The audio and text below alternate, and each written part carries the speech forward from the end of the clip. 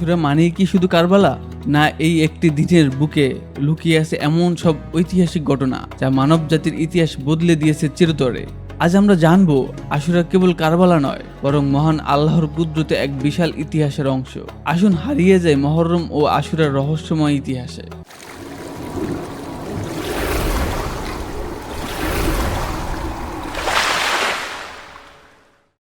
আশুরা আসছে আরবি আশারা শব্দ থেকে, অর্থ 10, অর্থাৎ হিজরি মাস মুহররমের 10 দিনই আশুরা।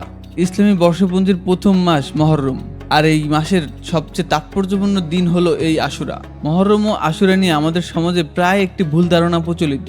অনেকেই মনে করেন এই মাস ও দিনটি কেবল কারবালার শোকাবহ ঘটনার সঙ্গে সম্পৃক্ত। হাদিসের আলোকে ও ইতিহাসের পরতে পরতে লুকিয়ে থাকা ঘটনাগুলো বিশ্লেষণ করলে বোঝা যায় মুহররম ও আশুরার প্রেক্ষাপট কেবল কারবালা নয়, বরং মানবজাতির ইতিহাসের অসংখ্য গুরুত্বপূর্ণ অধ্যায়ের সঙ্গে ওতপ্রোতভাবে জড়িত।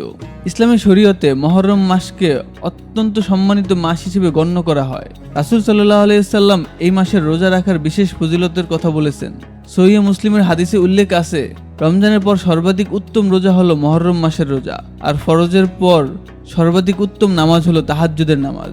এছাড়াও মুসনাদে আহমেদের 2154 নং হাদিসে আশুরার রোজা রাখার নির্দেশ দেওয়া হয়েছে। তবে ইহুদিদের সঙ্গে সাদৃশ্য এড়াতে 10 তারিখের সঙ্গে 9 বা 11 তারিখে আরও একটি রোজা রাখার কথা উল্লেখ করা হয়েছে। আশুরার দিনটি কেবল কারবালা নয়, বরং মানব ইতিহাসের অসংখ্য উল্লেখযোগ্য ঘটনার সাক্ষী।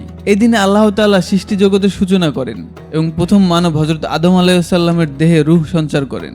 আশুরার দিনেই হযরত আদম আলাইহিসসালাম ও হযরত হাওয়া আলাইহিসসালাম পৃথিবীতে পরিণত হন এবং দীর্ঘ 1700 বছর কান্নাকাটির পর এই দিনেই রাসূল সাল্লাল্লাহু আলাইহি সাল্লামের উসিলায় তাদের ক্ষমা করা হয়। এছাড়াও আশুরার দিনে ঘটে যাওয়া অন্যান্য গুরুত্বপূর্ণ ঘটনাগুলো হলো নমরুদের অগ্নিকাণ্ড থেকে হযরত ইব্রাহিম আলাইহিসসালামকে রক্ষা করা, মাছের পেট থেকে হযরত ইউনূস আলাইহিসসালামকে উদ্ধার করা, হযরত সুলাইমান আলাইহিসসালাম তার হারানো রাজত্ব ফিরে পান, হযরত আইয়ুব আলাইহিসসালাম দীর্ঘ অসুস্থতার পর সুস্থতা লাভ করেন, হযরত ইউসুফ আলাইহিসসালাম 40 বছর পর বাবা হযরত ইয়াকুব আলাইহিসসালামের সাক্ষাৎ পান, ফিরআউনের কবল থেকে হযরত মূসা আলাইহিসসালাম ও তার জাতিকে আল্লাহ রক্ষা করেন এবং ফিরআউন লোহিত সাগরে ডুবে মারা যায়। হযরত নূহ আলাইহিসসালাম মহাপ্লাবনের পর আল্লাহর নির্দেশে জুদি পাহাড়ে অবতরণ করেন।